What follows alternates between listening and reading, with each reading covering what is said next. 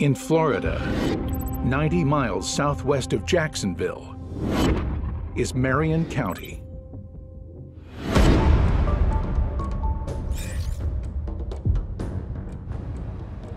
It's early morning, and Sheriff's Deputy Ferguson patrols the lonely country roads. New Year's Day, it really isn't too bad. Most people are still hanging out with family members. I'm certainly hoping for it to be a nice, quiet day where nothing too off the wall happens. Deputy Ferguson spots a vehicle being driven by a man wanted on charges of arson.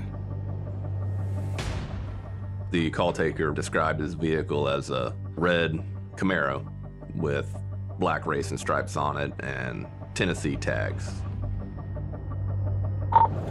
6-214, I'm at 1050 about the 2800 block.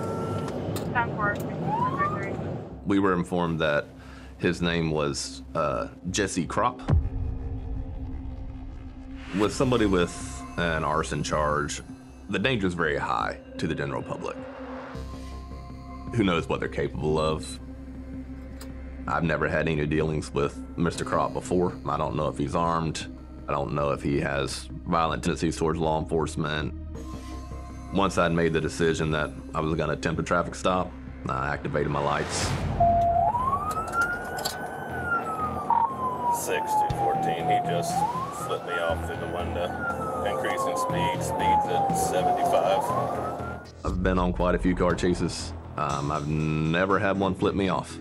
I found myself chuckling at it. That was a new one.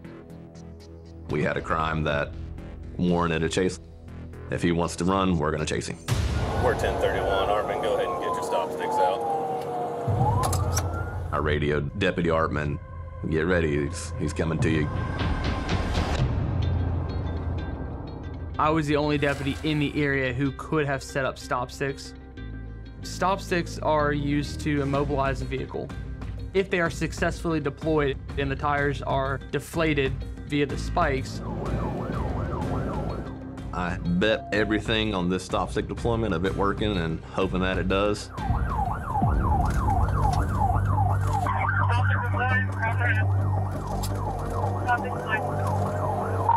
6-214, westbound through the intersection. Looks like a good hit on the sticks. I actually saw him drive over the stop sticks and knew that it was a good deployment and a good hit. 6-214, looks like both left tires are going flat. Once I saw the tires actually starting to deflate and his car starting to lean a little bit, I started preparing myself of this is gonna end soon one way or the other. Tires are going flat. Stand for both those tires flat.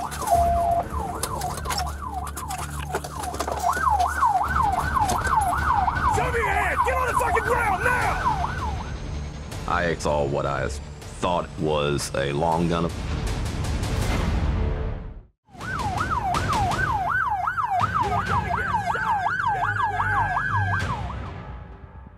Once I got out of the car, I realized that it was actually a bat, and he was kind of holding it similar to how you would hold a long gun.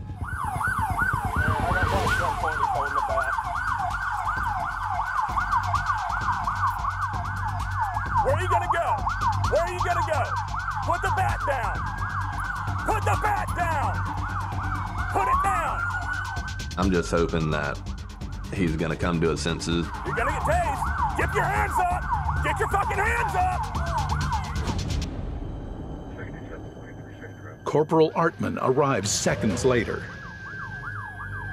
My first thought is, how are we going to get him into custody safely without any harm falling him, falling us? He's got a knife! He's got a knife! When Mr. Kropa pulled out a machete, as well as the bat, he began making threats with that as well. Artman, go less lethal. Stop! Stop! Put the knife down! Drop the knife! Put the knife down! Drop the knife! Artman, go less lethal. Deputy Ferguson had lethal cover, so now I switched to non-lethal, which is our taser. You can't just run up and tackle the guy because he's got the baseball bat, and a machete. You are gonna get tased or shot. Put it down. Not working.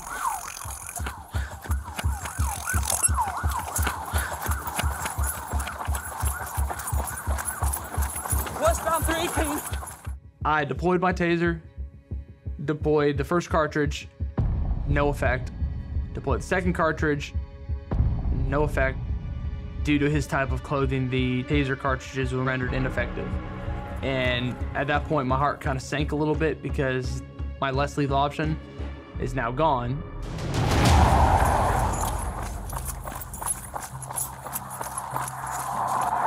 Stop right now. He wouldn't stop in a vehicle. He won't stop on foot, and he's armed. What is he going to do next? Just want to talk to you, my man. You know you're gonna get dog bit or hurt real bad. 10-4, he's just walking away from us, refusing to cooperate, holding a knife and a large machete. It's now starting to sprint.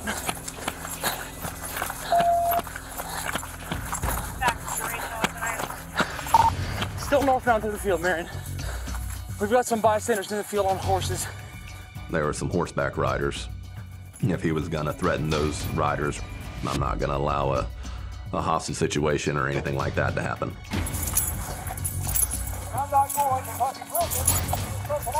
I'm not trying to send you to prison, but you're gonna have to talk to me. I was talking with him while we were going across the field. He was a bit upset, definitely agitated, was not remorseful anyway, but he just kept saying that he wasn't going back to prison. We'd have to shoot him, things along those lines. But it's hard to tell somebody's state of mind. During a foot pursuit, the suspect has all the advantage in the world. You know, he's not wearing 35, 40 pounds of gear extra. That's 10-4. Look like he's heading back westbound or southbound towards 318. Lost visual. When somebody goes into a wooded area, the concern is now you gotta go in and get him.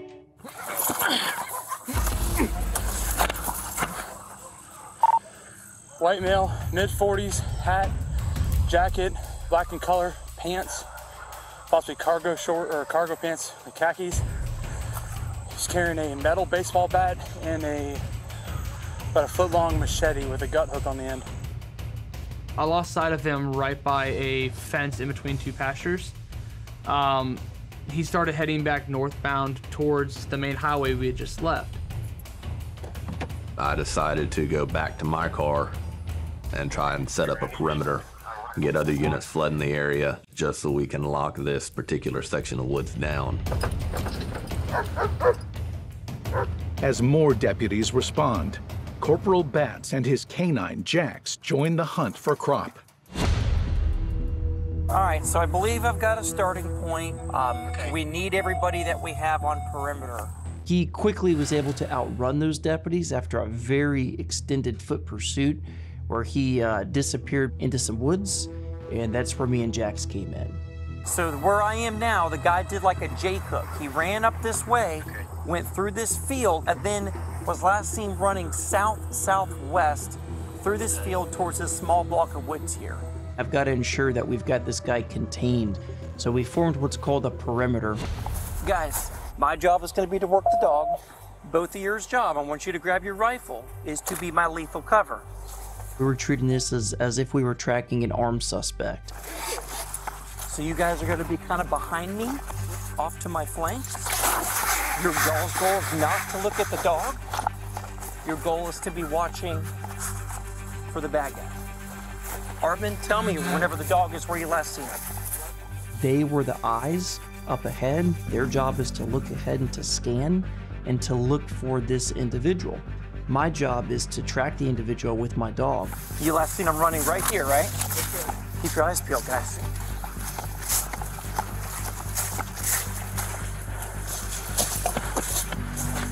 Hey, Kilo? Yeah. I can't tell if there's footprints over here or not. I have to stay very hyper-focused on my dog, on his behavior, Everything from the feeling in the lead in my hand, to paying attention to his nose, to paying attention to his mouth. My dog is searching for the freshest human odor. My biggest fear was this guy with this machete stabbing my dog or coming out and trying to stab one of us.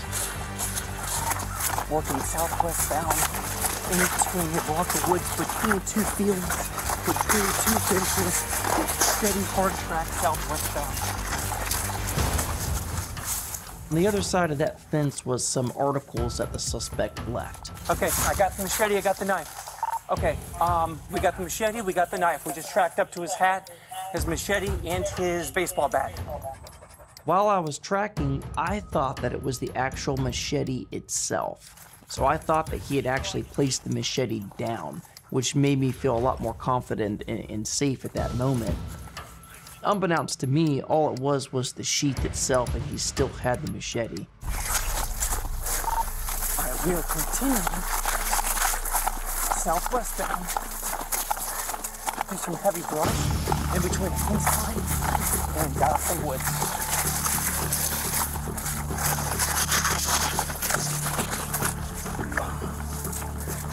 It is very frustrating. There's no visual sign of the guy. You know, where in the world did he go? But then, Canine Jax picks up on something. Come on, here. Hold on a second. Show me your hands now! Hands up! Hands up! Hands up! Show me your hands! Come down! My heart just jumped like crazy. I look about 10 feet up, and there's just a face poking out in between the branches of the tree. Let us see your hands and come down! Now! Do it now! We're not gonna hurt you. It's over. We want you to come down. Hey, Kilo, he still has a machete in his hand. As soon as we got up close to that tree, Jax took me right up to the tree. I was confused as to why all of a sudden it looked like he smelt something, then he didn't, and that was because the individual's odor was up in the tree blowing over on top of us. Can you talk to me? Tell me what's going on? What are you upset over? Can you pull your hoodie back so I can see your face? We can talk for a second? My hoodie's not even on. You've got to pay attention to the person's demeanor and make sure that you're not elevating them and hope that you're de-escalating them. Fergie, can you see him? Right here. Look where the oak tree is. Palm tree to the right, Jim. Come on down, bro. You're good. Come on down. Let me see both them hands when you come down, okay? Everything's gonna be okay. No, he's going up. Hey, bro. No, you're not going higher in the tree. Come on down. At this point in time, he had climbed about 25 feet up inside that tree. We have to be careful that in our taking of the suspect into custody, we don't injure him. 25 feet up, that's a good drop. All right, I'm good with that. I'm good with that. Why are we here? Look, bro, it's New Year's Day. Christmas just went by. Obviously, you've got something going on. Doesn't seem like you want to surrender. Any weapons like firearms, guns on you? You don't know. Can you at least drop that machete? What do you think, man? How long are we gonna be out here? You know we ain't leaving. Specialist negotiator Sergeant Palmatier takes over. I'm not necessarily concerned about what events got him there as much as focusing on getting him to surrender peacefully. My name's Rick. I'm a negotiator with the Sheriff's Office. You want to talk to me for a second? It's very important to be able to use and articulate good quality conversation no matter what the other person is experiencing. You really do seem like a straight guy. I used to be. I think you are now. Dude, I was trying to be a family man. We were together for 10 years and I was married for 2. My God. Yeah, isn't that great? I did it for my daughter, but you know. So if your daughter was here, she'd probably be saying, Daddy, come down from the tree.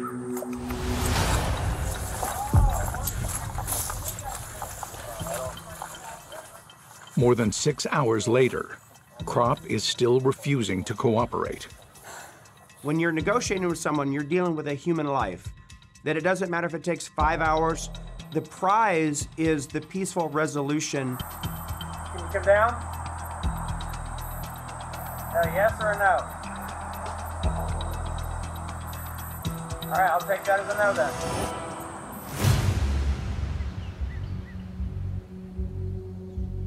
So going from daytime into nighttime, now you've got a change in the elements. And we didn't know when this guy was going to come down.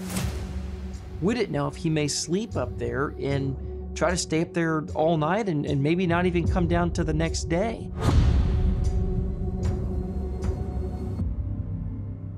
But finally, after 10 hours of negotiation, Krop decides to surrender. 2 more steps and the ladder's gonna have a double rung right there. I think what ultimately got him down from the tree was our focus on him as a father doing the right thing. And I think over the hours and hours and hours of negotiating with him, we were able to sink into his head that whether he made a mistake or not that day, he's still a father. You're fine. Nobody's gonna hurt you. They're just gonna place you in handcuffs, okay? Thank you, Jesse. Thank you, Jesse. So I believe that was the turning point, was definitely as just doing the right thing because you're a good dad.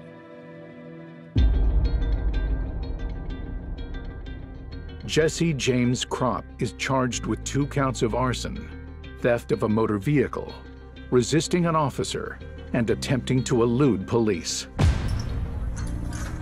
He's been declared mentally unfit for trial and has been sent to a state hospital until he is capable of appearing in court. The case remains unadjudicated. Ideally, he would have given up right when we stopped him with stop sticks, or he would have stopped whenever we tried to pull him over. But that's not the way it went down. It was the result that we all wanted. Nobody got hurt. Props off to my dog, you know, I'm just the dummy at the end of the lead. You know, he's the one that had the hard job here. He's the one that located and found this guy. He's good.